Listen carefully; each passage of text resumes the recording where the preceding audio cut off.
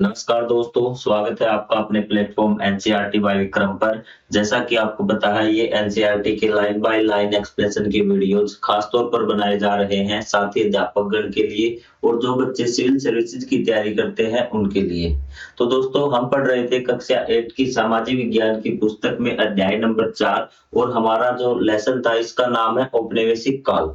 मतलब कि जब से लेके जब तक अंग्रेजों ने राज किया उसके बारे में हम पढ़ रहे हैं। और मैं आशा करता हूँ कि आप पिछले पार्ट देखकर आए होंगे।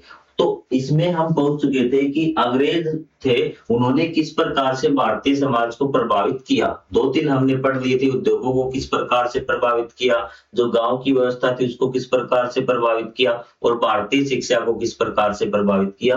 और आज हम बात करेंगे साम्राज्यवादी आवश्यकताओं की पूर्ति के लिए आर्थिक संरचना का पुनर्गठन। कि मतलब कि अपनी आवश्यकताओं की पूर्ति के लिए उसने, साम्राज्यवादी आप समझ गए, अंग्रेजों की ये बात कर रहा है कि अपनी आवश्यकताओं की पूर्ति के लिए आर्थिक जो संरचना थी, कि जो भारत का जो पैसों का लेन देन था, किस प्रकार से बाजार चल रहा है, किस प्रकार से व्यक्ति खरीदारी कर रहे हैं, क्या चीजें बना रहे हैं, तो उसको भी उन्होंने प्रभावित किया। तो वो हम आज के पार्ट में जानेंगे। तो चलिए शुरुआत करते हैं।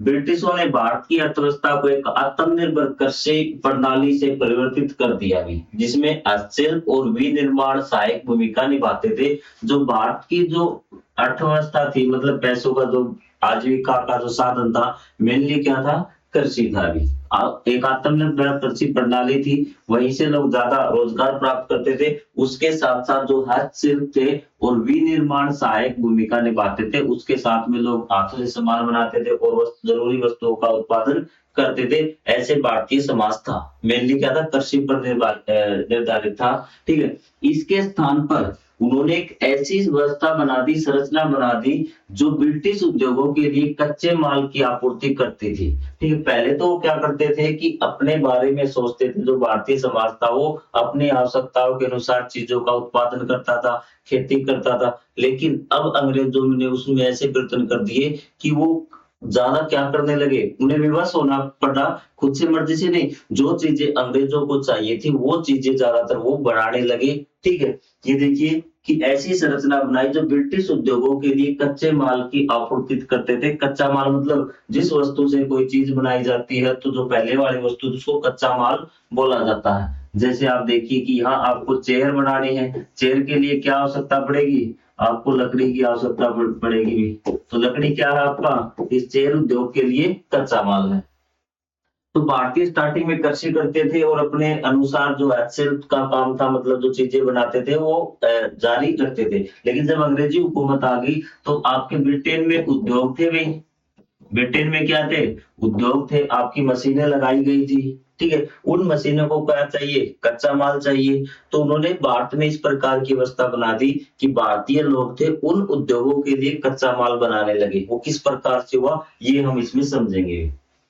और ब्रिटिश वस्तुओं के लिए एक बाजार बन गई। अब भारत क्या करने लगा, भारत की जो व्यवस्था थी ना, जो पहले खेती पे डिपेंड थे, क्या करने लगे, वो ये मान लेते हैं कि यहाँ उद्योग है, यहाँ से तो कच्चा माल देंगे, वो उसको कहाँ ले जाएंगे, ब्रिटेन में।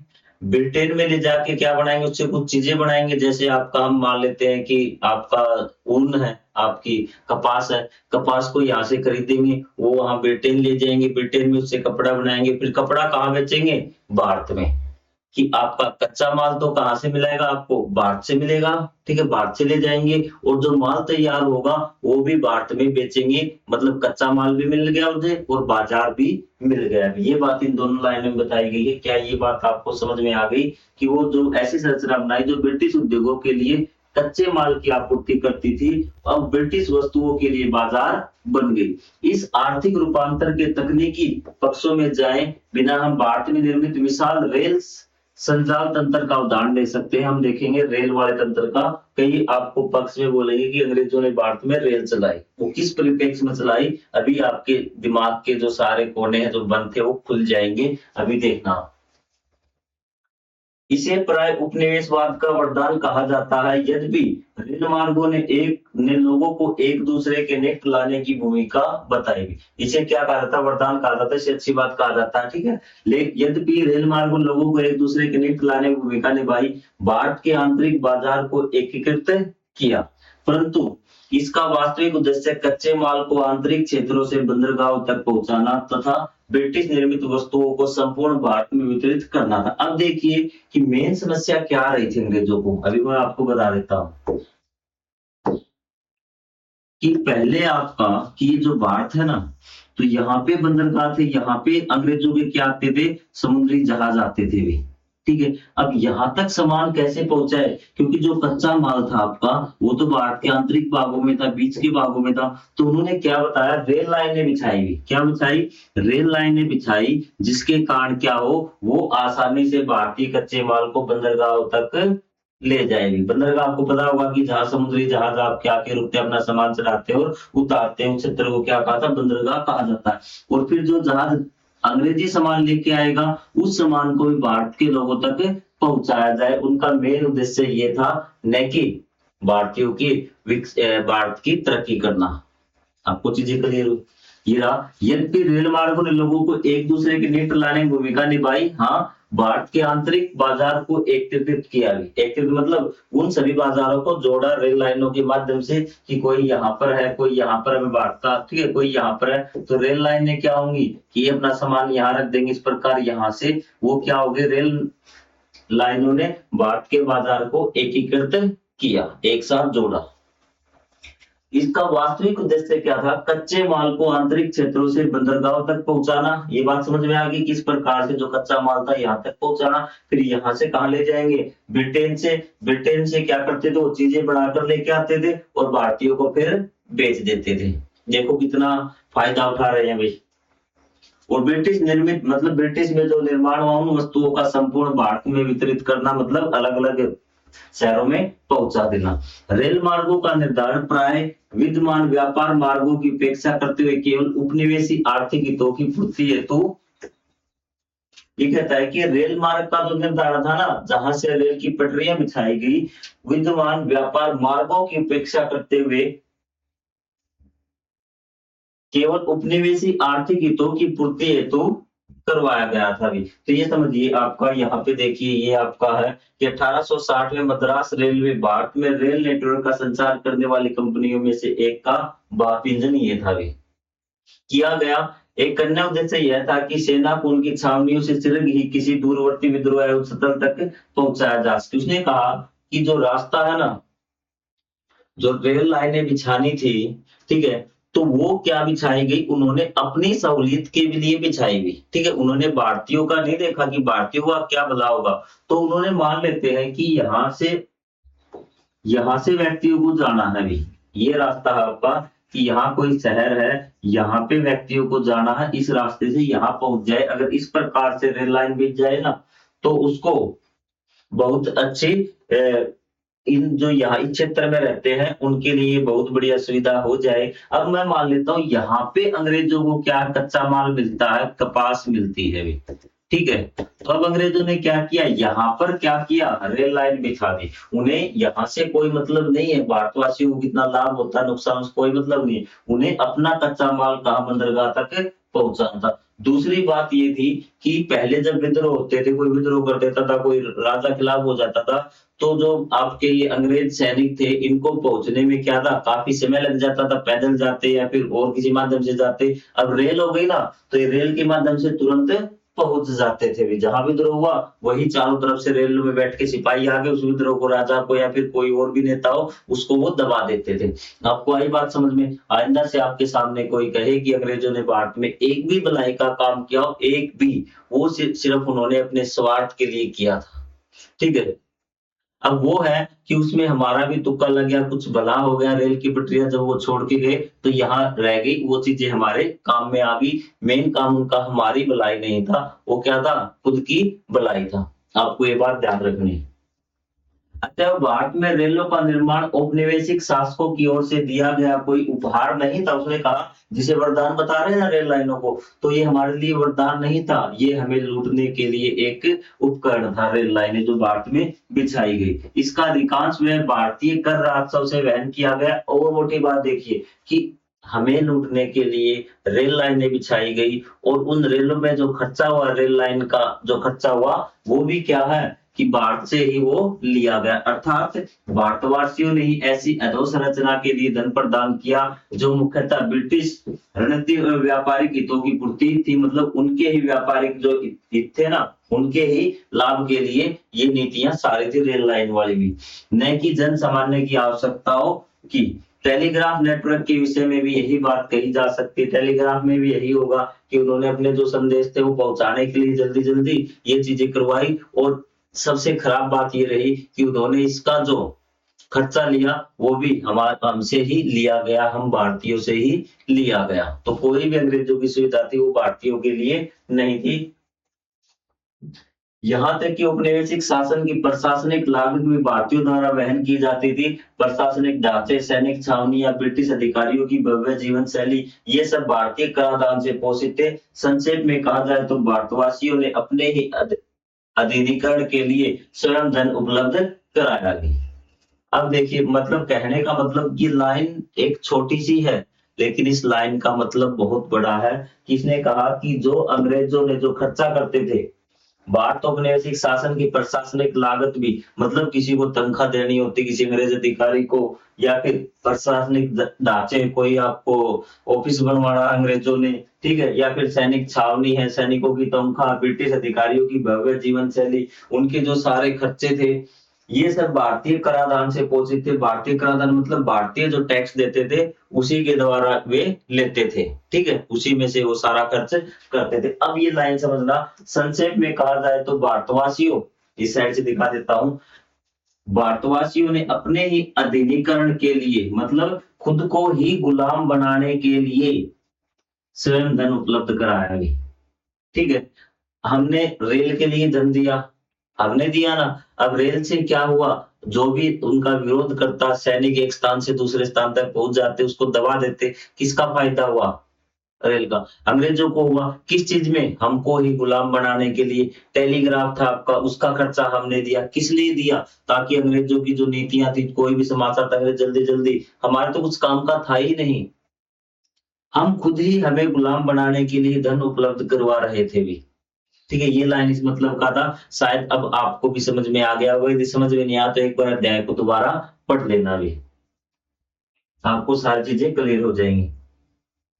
अब हम बात करेंगे प्रारंभिक प्रतिरोध आंदोलन, औपनिवेशिक प्राधिकार को चुनौती। अब तक हमने पढ़ लिया कि अंग्रेजों ने किस प्रकार से हमारा अत्याचार व शोषण किया, और अब भी आप सोच रहे होंगे क्या किसी ने कोई विरोध नहीं किया, क्या किसी ने उप नहीं किया, क्या किसी ने अंग्रेजों की तरफ उंगली नहीं की। अब उन्हीं के बारे में हम बात कर रहे हैं। वे महान लोग कौन थे जिन्होंने अंग्रेजों को नानी याद दिलाई भी, जिन्होंने साहस किया कि हम अंग्रेजों को यहाँ से बाहर निकालेंगे।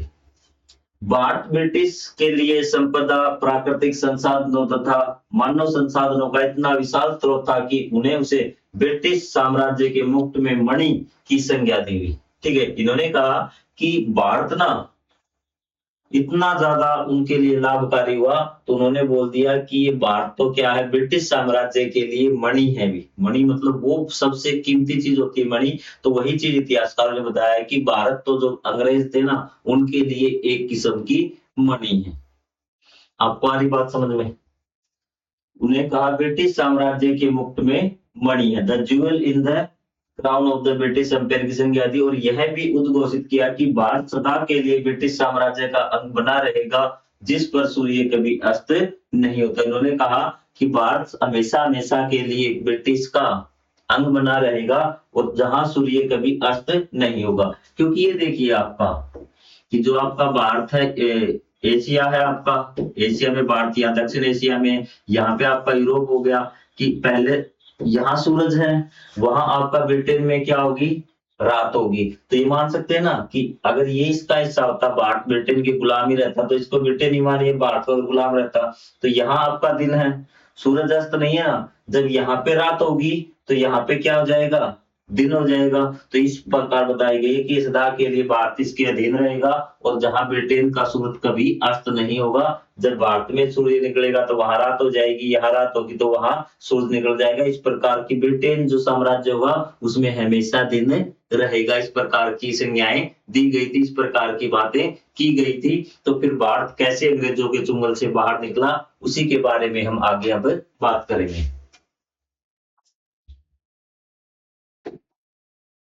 ब्रिटिश साम्राज्य का सूर्य कभी अस्त नहीं होता, इस वाक्य का अभिप्राय क्या है? क्या यह कथन उचित था? विचार करें। उस समय के हिसाब से ये कथन बिल्कुल उचित था, क्योंकि जो ब्रिटिश का जो विस्तार था, ब्रिटिश का जो भौगोलिक क्षेत्र था, वो कहां तक फैला हुआ था? एशिया में भारत तक भी, ठीक है। या फिर एशिया में भारत का क्षेत्र भी उनके अधीन था कि जब आपका वहां पे सूर्य अस्त सॉरी सूर्यास्त होता तो यहाँ सूर्य होता आपका, यहाँ पे सूर्यास्त होता तो वहां पे सूर्य होता। मतलब कि ब्रिटिश की भूमि पर, ब्रिटिश के जो अधीन जो क्षेत्र था उसमें कहीं ना कहीं सूर्य हमेशा आपका उदय ही होता, हमेशा सूर्य दिखाई देता। इसलिए ये कहा गया है कि इस पे सूर्य कभी भी अस्त नहीं होता। आपको आगे बात समझ, फिर मैं आपको समझा देता हूँ। आपका ये भारत है, आपका ये ब्रिटेन है, ठीक है। अब फिलहाल कितना टाइम है आपका, ठीक है। यहाँ टाइम लगभग आपका मान लेते हैं कि 12 बजे का है, तो उस टाइम 6 बजे होता। और यहाँ पे मान लो रात हो गई, क्या हो गई? रात हो गई। तो यहाँ भारत में क्या? दिन। तो ये बताओ क्या ब्रिटिश का सूर्यास्त हो गया? नहीं हुआ, क्योंकि ब्रिटिश के इस हिस्से पे जहां भारत है ना, ब्रिटिश का ही तो है, ठीक है। उस समय में तो यहाँ पे दिन है तो सूर्यास्त नहीं हुआ आपका। जब यहाँ पे रात होगी तो यहाँ पे क्या हो जाएगा ब्रिटेन में? दिन। अभी क्या सूर्यास्त हुआ? नहीं हुआ सर। तो इस प्रकार से ब्रिटिश का सूर्यास्त कभी नहीं हुआ होता उस समय के परिप्रेक्ष्य में।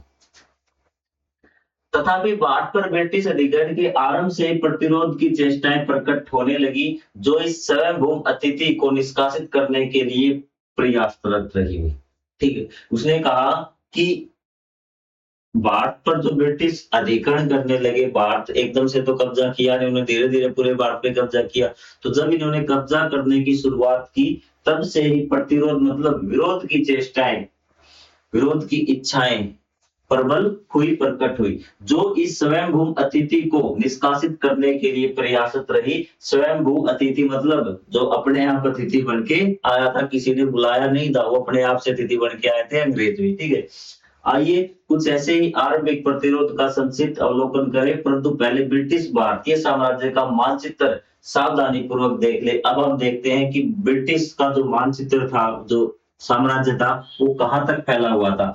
लाल एवं गुलाबी रंग वाले क्षेत्र वे जो प्रत्येक रूप से ब्रिटिश प्रशासन के अधीन थे, लाल और गुलाबी। जबकि पीले क्षेत्र वे रियासतें हैं जिसका उल्लेख हम पहले कर चुके हैं। काली रेखाएं लगभग रेल मार्गों को दर्शाती हैं। तो ये आपका मानचित्र आएगा भी, ये देखिए आपका भी, ठीक है। आपको दिख रहा होगा कौन से क्षेत्र आपको पहले वे हैं, जो आपके अलग अलग रियासतें जिन्होंने उसकी क्या थी, हार मान ली थी। बाद में अंग्रेजों के अधीन आए हैं जिन्होंने उसके खिलाफ क्या है कि विद्रोह लड़ा था भी। और ये पूरा क्षेत्र अंग्रेजों के अधीन था। और ये रेल लाइनें आपको काली लाइनें दिखाई दे रही होंगी मैप में, ठीक है। तो इस प्रकार से देखिए इन्होंने पूरा भारत पे कब्जा किया हुआ था भी। मानचित्र और इसमें वर्तमान भारत के मानचित्र अपेक्षा सीमाओं तथा नामों का मुख्य अंतर क्या है भाई? तब ये सीमाएं देख लीजिए भाई। ये पूरा भारत है, ये म्यांमार बन गया आपका, यहाँ पे बांग्लादेश आ गया, नेपाल भूटान तो थे ही, यहाँ पे फिर पाकिस्तान आ गया, ठीक है। पहले ही पूरे यहाँ पे अफगानिस्तान आ गया, और पहले ही पूरे भारत के अधीन थे भाई, पूरे भारत में सम्मिलित थे भाई। तो सबसे पहले हम बात करेंगे एक विद्रोह की, सन्यासी फकीर विद्रोह की, ठीक है। मोस्ट इंपोर्टेंट है, कई बार एग्जाम में पूछा जाता है सन्यासी फकीर विद्रोह से आप क्या समझते हैं? आप कुछ नहीं। संगठित प्रतिरोध के आरंभिक उदाहरणों में, संगठित प्रतिरोध का मतलब लोगों ने इकट्ठा होके संगठन बना के विरोध किया, उसको हम बोलेंगे संगठित प्रतिरोध।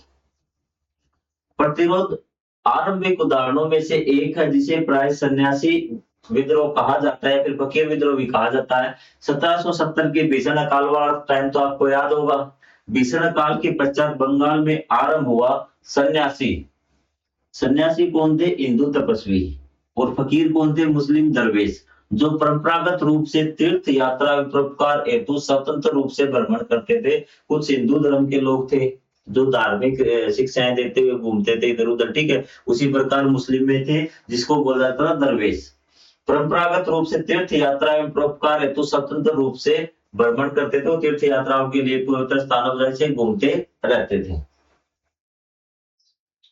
को ईस्ट इंडिया कंपनी की नीतियों विशेषकर नूतन भूमि एवं कर प्रणालियों के कारण प्रतिबंधों का सामना करना पड़ा। तो उन्हें एक भूमि थी आपकी नूतन मतलब कर वाली भूमि, ठीक है, एवं कर प्रणालियों के कारण प्रतिबंधों का सामना करना पड़ा। उन पे कुछ प्रतिबंध लगा दिए गए, आप सीधा सीधा याद रखिए कि उन पे भी कुछ कर लगा दिए गए, आपके धर्मेश के ऊपर भी और आपके हिंदू संतों के ऊपर भी। यद्यपि इनके उद्देश्यों पर विवाद रहा भी कि आखिर उनके उद्देश्य क्या थे, किंतु अगले 3 दशकों तक उन्होंने ब्रिटिश कोषों तथा कर संग्राहकों पर आक्रमण किया। इसने कहा कि जो इनके उद्देश्य थे ना, फकीर और जो सन्यासी इनका उद्देश्य क्या था वो नहीं पता चला। उस पर अभी भी संदेह है कि वो अंग्रेजों को भगाना चाहते थे और कुछ करना चाहते थे। लेकिन ये बात बिल्कुल सही है कि अगले 3 दशकों तक मतलब 30 सालों तक उन्होंने अंग्रेजों के जो खजाने थे तथा कर संग्राहकों पर आक्रमण किए। ब्रिटिश शासन ने उन्हें दस्यु घोषित किया। दस्यु क्या बोला उनको? दस्यु घोषित किया। अनेक को मृत्युदंड दिया और अन्यतः अपनी श्रेष्ठ सैनिक शक्ति द्वारा उन्हें पराजित कर दिया। यह विद्रोह बंगाल के साहित्यकार बंकिम चंद्र चट्टोपाध्याय के उपन्यास आनंद मठ 1882 की प्रेरणा बना। मतलब इस घटना के ऊपर ही जो बंकिम चंद्र चट्टोपाध्याय है उन्होंने एक ग्रंथ लिखा है या सॉरी उपन्यास लिखा जिसका नाम है आनंद मठ। ठीक है, आपसे पूछा जा सकता है कि ये जो सन्यासी विद्रोह इसका पता कहां से चलता है? हमें आनंद मठ से मिलता है। इस घटना के ऊपर ही ये उपन्यास लिखा गया 1882 में। इसमें सम्मिलित वंदे मातरम गीत ने भारत के स्वतंत्रता संग्राम को अनुप्राणित किया और स्वतंत्रता प्राप्ति के पश्चात यह राष्ट्रगीत घोषित हुआ। आनंद मठ जो आपका राष्ट्रगीत है आपका वंदे मातरम, ये किस ग्रंथ में लिखा हुआ, किस उपन्यास में लिखा हुआ, किस किताब में लिखा हुआ? वो है आपका आनंद मठ। आनंद मठ, आनंद मठ। बार बार इसलिए बोल रहा हूं ताकि आपको ये सारी चीजें याद हो जाएंगी। चीजें क्लियर आपको? उसके बाद हम बात करते हैं जनजातीय विद्रोह के बारे में। ब्रिटिश शासन ने जब वनों एवं पर्वतीय क्षेत्रों पर हस्तक्षेप कर उनकी पारंपरिक जीवन शैली को बाधित किया। आपको पता है कि जनजातीय जो आपकी जनजाति वनों में रहती है, तो अंग्रेजों ने क्या किया, वनों की लकड़ियों को काटने के लिए, वनों में जो संसाधन उपलब्ध है उनको पाने के लिए भी, ठीक है। एक बार मैं आपको ठीक कर देता हूं, शायद आपके सामने बफरिंग आ रही होगी थोड़ी, तो इसको मैं ठीक कर देता हूँ अभी।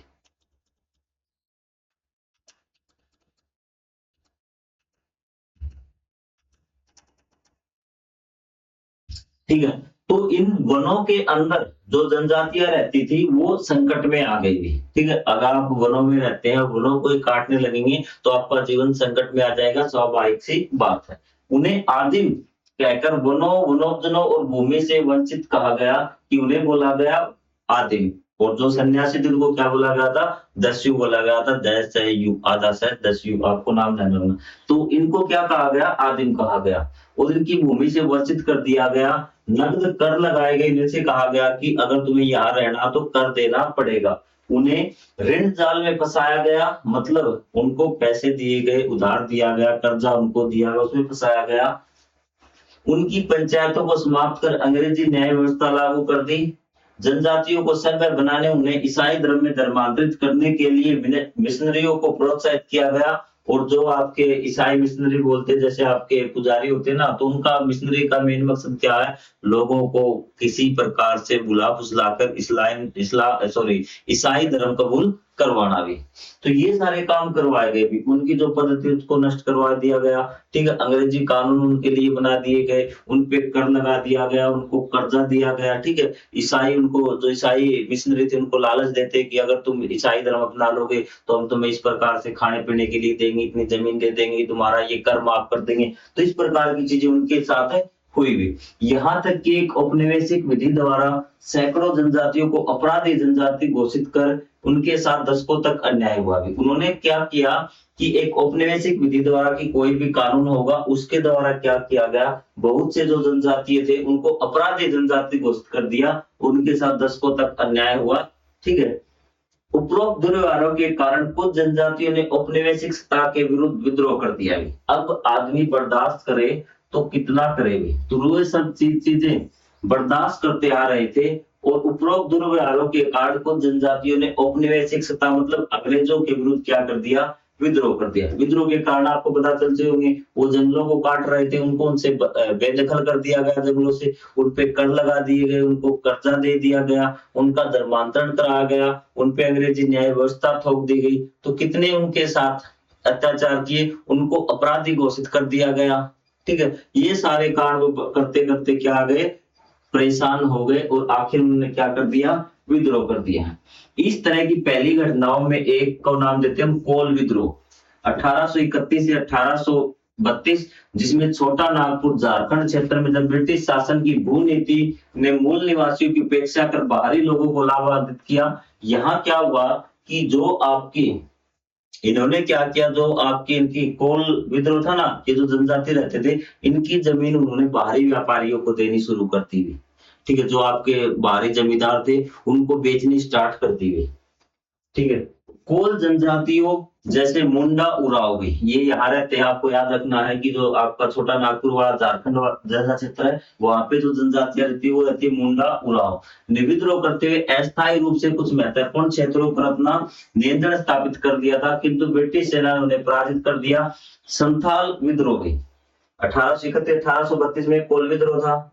मेन कारण क्या था कि इनकी जमीन इन्होंने बाकी व्यापारियों को बेचनी स्टार्ट कर दी थी अंग्रेजों ने, तो इसलिए इन्होंने विद्रोह किया भी, और बाकी ऊपर वाले कारण तो थे ही। और उसके बाद हुआ आपका 1855-1856 झारखंड में संथाल विद्रोह बिहार एवं पश्चिम बंगाल के कुछ भागों में हुआ भी।